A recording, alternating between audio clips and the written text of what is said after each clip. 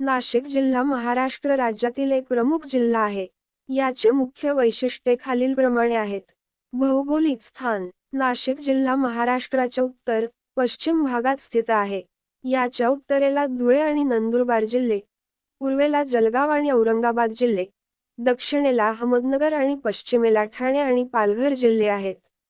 प्रशासनिक विभाग: नाशिक जिल्ह्यात एकूण 15 तालुके आहेत, जसे की नाशिक, मालेगाव, येवला, सिन्नर, इगतपुरी, निफाड, चांदवड, देवळा, कळवण, सुरगाणा, दिंडोरी, पेठ, त्र्यंबकेश्वर, बागलाण आणि नांदगाव.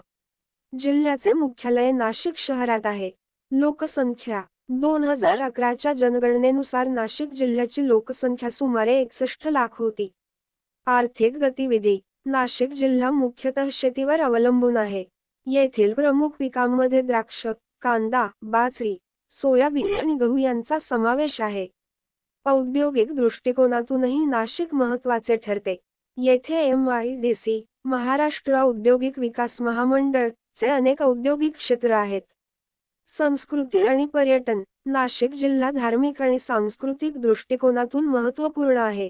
त्र्यंबकेश्वर येथे प्रसिद्ध त्र्यंबकेश्वर मंदिर आहे, जे ज्योतिर्लिंगांपैकी एक आहे.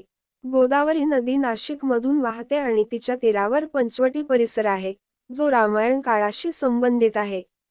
सापुतारा, हर्सूल, अंजनेरी आणि इगतपुरी ही पर्यटकांसाठी लोकप्रिय ठिकाणे आहेत. शिक्षण आणि आरोग्य: नाशिक जिल्ह्यात अनेक शैक्षणिक संस्था आणि विद्यापीठे आहेत. तसेच विविध आरोग्यसेवा सुविधा, रुग्णालय आणि क्लिनिक उपलब्ध आहेत. नाशिक जिल्हा हे ऐतिहासिक, धार्मिक, आर्थिक आणि सांस्कृतिक दृष्टिकोनातून एक समृद्ध आणि महत्त्वपूर्ण जिल्हा आहे. अशा नवनवीन माहितीसाठी आमच्या चॅनेलला लाईक, सबस्क्राईब, शेअर करा.